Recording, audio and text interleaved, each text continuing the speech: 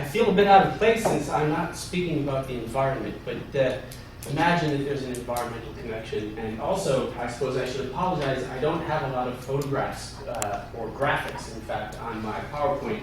But if you could, try to imagine microbes or diseases crossing the screen as I speak. And thank you for still being here and still being awake. I can only imagine that you would like to be standing up and moving around just as I'm happy to be standing up and moving around right now. Perhaps it was pure luck, but last week as I was studiously avoiding reading anything about the predictions for the American elections and gazing at the New York Times in some pain, I came across an article in the Times that cited two studies in journals, PLOS Pathogens and another one in Nature Genetics. Maybe you ran into this, there was a bit of a discussion on CPOL if you're part of that list. And in it, the authors found that perhaps unsurprisingly, the plague, also known as Black Death, which wiped out 30% of Europe's population, originated in what is now China. Possibly it came to Europe, well, through the Silk Road and through Africa as well, possibly on the great ships that Jean-Claude led when he went exploring. It also came to North America via trade from Hong Kong. And what's interesting here is that we see that a global pandemic is passing through the world in 4 rounds, about 10 years apart, each time deriving from the same region, mainland China, each time traveling the planet because of trade.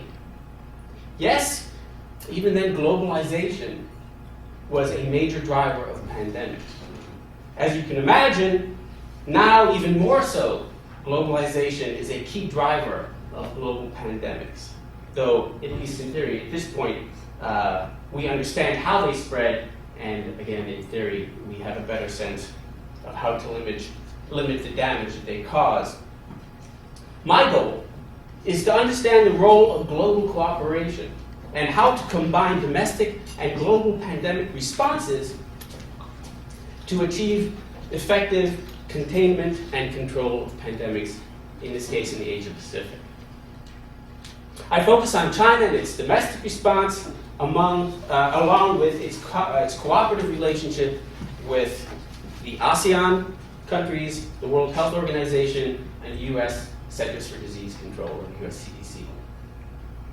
And I won't go into the details of the paper, I'm really just going to give an overview of what I'm interested in, and actually stray a little bit from what my paper talks about to talk about something that I'd actually be interested in getting feedback on. So I justify my choice of focus in terms of regions with the point that the US CDC and the World Health Organization, among many others, view China as a major source of past and potential future pandemics. Effective response requires not only effective domestic, but also regional and global responses, hence the need to look at ASEAN, a regional actor, and the World Health Organization, perhaps the most important global actor, and the US CDC, which, as you will see, in the past and even now continues to play an important role in global pandemic response. I've already made it to my second slide. Although I admit that this paper makes a case for expanded global cooperation on pandemics, this is not the sole point that I wish to make. A second point that I would like to hear your thoughts on, in particular, is how we choose to label or frame pandemics in political terms can have a significant impact. So, do we look at the high versus low politics question or the traditional versus non-traditional security question?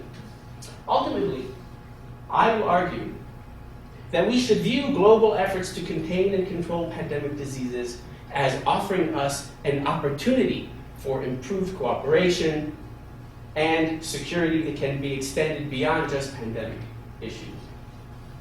However, we should also recognize the threat that pandemics constitute, especially if international actors allow what I would call high politics to interfere.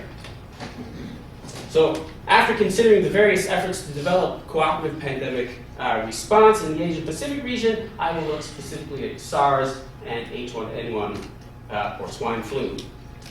Focusing on Taiwan as a case study of what can go wrong in terms of failing to develop a global response. So, it wouldn't be a presentation about pandemics if I didn't try to scare you at least a little bit. So let's start with the scary part. In 2006, the World Economic Forum identified pandemics as among the gravest risks facing the international community. These pandemics are a result of emerging or re-emerging viruses that move across the planet. The spread has become increasingly rapid as a result of artificial disease force multipliers, which sounds a lot like what Joanna was talking about, the threat multiplier. These artificial disease force multipliers include things like global trade, tourism, people moving around the planet. The World Health Organization and others have made clear that a highly virulent and easily transmissible virus is both inevitable and long overdue. And then, of course, as I noted, aspects of globalization function as disease force multipliers. When it comes, not if, but when this pandemic comes, we can anticipate its impacts to dwarf the impacts of past pandemics. And past pandemics include, well, here's a selection of a couple. The Black Death of 1348-1351 killed 20 to 40 million people. The Spanish flu infected approximately 1/3 of the global population and killed between 50 and 100 million people with a case fatality rate of 33%. So because of globalization and the expansion of globalization from what it was back when Black Death spread across the planet, we can expect those artificial disease force multipliers to increase the speed of spread and the potential for negative impacts. A World Bank study in 2005 predicts that global impacts of a future pandemic will be about $800 billion in economic terms, with tens of millions of lives lost. For the U.S. alone, the United States Centers for Disease Control estimates approximately 207,000 deaths, which is not too bad, I suppose. Department of Health and Human Services predicts 1.9 million deaths if you have a good, solid pandemic come through. The economic cost just to the United States would be between 166 and 200 billion. All this, of course, is short term. The long term impacts are hard to predict. The likely next impact or pandemic would be H5N1. Possibly it's got a very high case fatality rate amongst birds. It kills 100%. Humans, well over 50%. And though it doesn't pass very easily from human to human, if and when it mutates, perhaps hooking up with another disease, such as maybe H1N1, well then, once it becomes easier for this disease to spread across the planet, we can expect numbers to increase. How do you deal with something like this? We have antiviral, and we have vaccines, but it would be absurd to suggest that these in and of themselves would be sufficient. I think our experience with H1N1, all of you are aware of it. All of you consider, do I get the shot or do I not? Can I get the shot or can I not? What countries have it, who don't?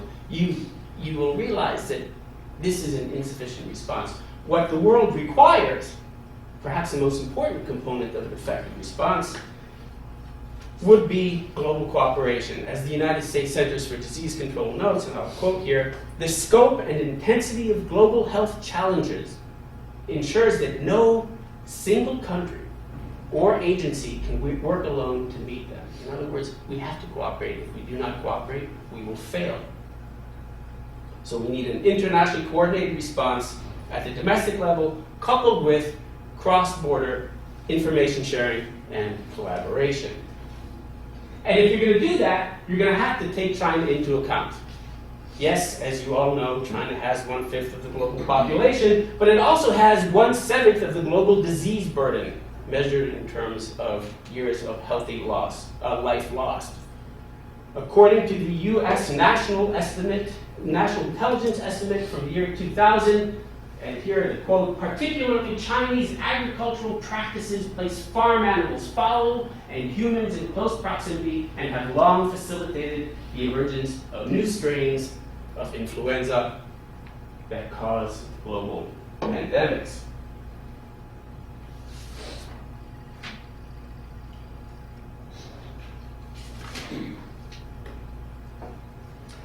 So, this is when I diverge for a moment. Before we go into details about China's efforts to respond to pandemics, including domestic but also international responses, I'd like a brief detour here to talk about how we frame the issue. In essence, the distinction between high politics, low politics, and on one hand, and traditional, non-traditional security on the other hand. High politics, we will often focus on sovereignty and security-related issues, things that might impact the survival of the state. Low politics, issues lacking great manifest political or military importance, and examples you might encounter are making sure the mail gets through on time or dealing with pandemics, for that matter. Things that are not important to the state. Pandemics do not normally pose a military security threat to states. But recently, not that recently, but recently enough, a more popular way of framing international relations is in terms of traditional security, which you might connect to high politics, and non-traditional security, issues that challenge the survival and well-being of people and states that are non-military in nature, including environmental degradation, pandemics, illegal immigration, and so on. Now, there are real benefits to framing pandemics in terms of non-traditional security as opposed to low politics. It's sexier. Non-traditional security, we think, this is an important issue, it's a security issue, we really need to pay attention to it. That means more money goes into it, more forums, more meetings, more discussion, more research money, more preparedness, more people inviting me to give talks. These are all very good things. But there are drawbacks as well. The drawbacks of framing pandemics as non-traditional security, pushing it into that security area, includes that you're raising the status of this threat, which makes compromise much more difficult. Pandemics become conflated with issues like state sovereignty and physical security, drawing more attention and, by extension, limiting maneuverability of decision makers.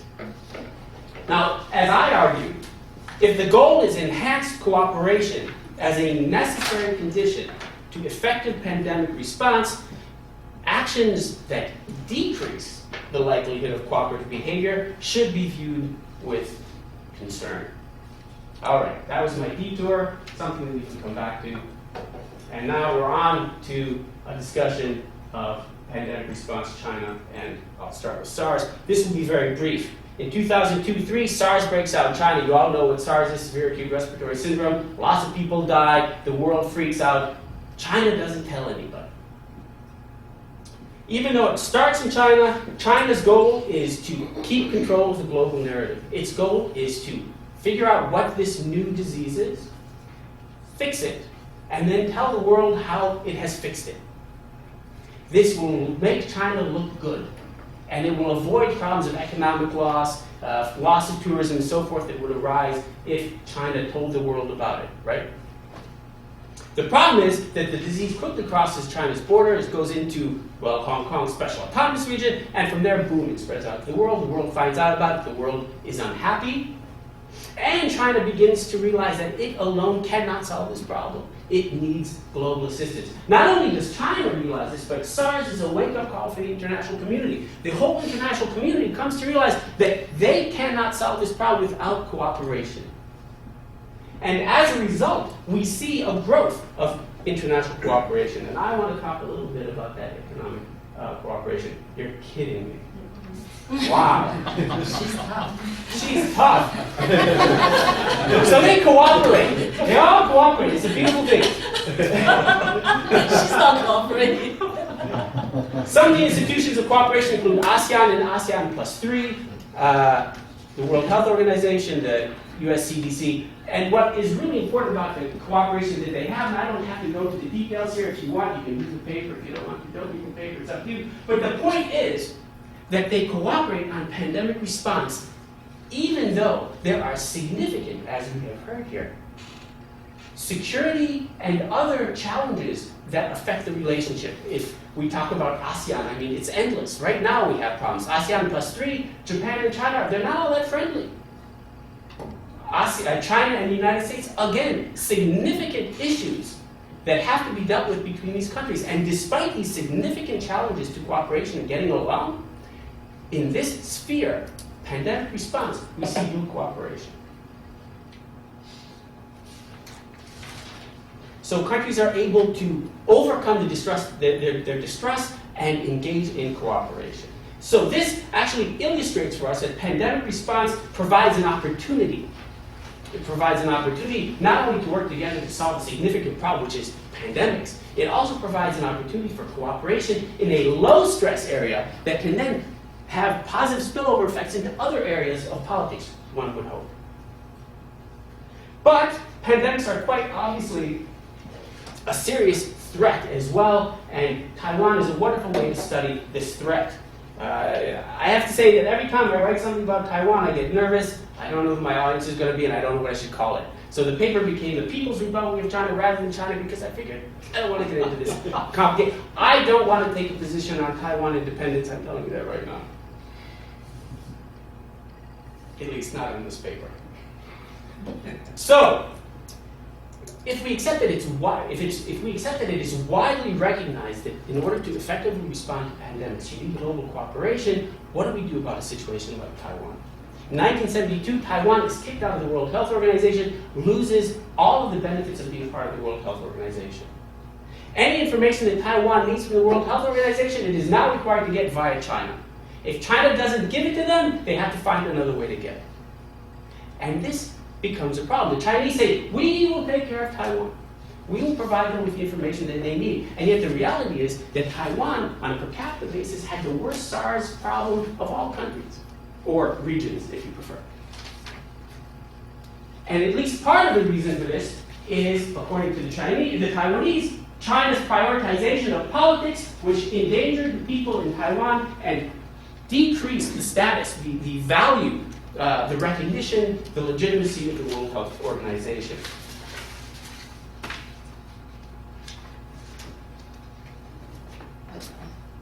I'm skipping fast.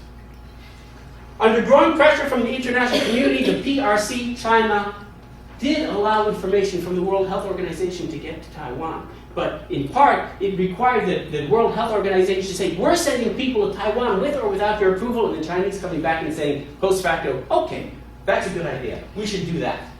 But re-emphasizing over and over that Taiwan is an inseparable part of China and that all information must come through China first. The World Health Organization, through an agreement with the World Health Organization and China, got together in 2009 and signed a memorandum of understanding, a secret memorandum of understanding that, as far as I know, nobody has actually seen the original copy. There are versions floating around. I had a meeting with the head of the Straits Exchange Foundation in Taiwan. He said, and I was talking about this memorandum of understanding, and I said, I've got a version of it. He said, oh, really? Can I see it? Nobody knows what it looks like. But according to what we believe, this memorandum of understanding allows Taiwan some freedom, while China maintains control over this relationship between Taiwan and the World Health Organization. Why am I saying all of this? I'm going to jump right into my conclusion. What we see here is that perhaps counterintuitively, potential pandemic outbreaks can be viewed as providing incentives and opportunities to improve international relations. Having experienced pandemics and realized that they cannot solve them alone, all of these countries, not just China, not just Taiwan, all countries of the world recognize that we need to have cooperation in creating effective cross-border institutions. Often distrustful governments collaborate to build and institutionalize formal and informal relations in the public health sphere. And over time, we should expect to see this having a positive spin-off effect. So, pandemics as an opportunity.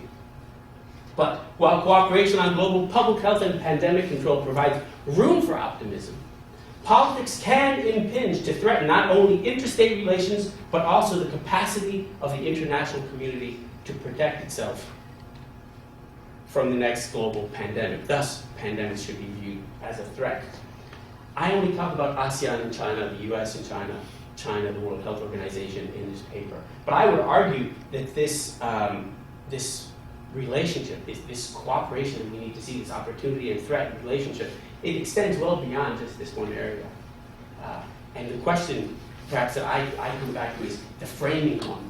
How we frame the issue. If we, as professors and policymakers, frame pandemics as a security issue, does that make it harder for the international community to get together and collaborate to actually solve what is clearly an important issue? And I hope I can go on to that. What do you know? Thank you. Thank you.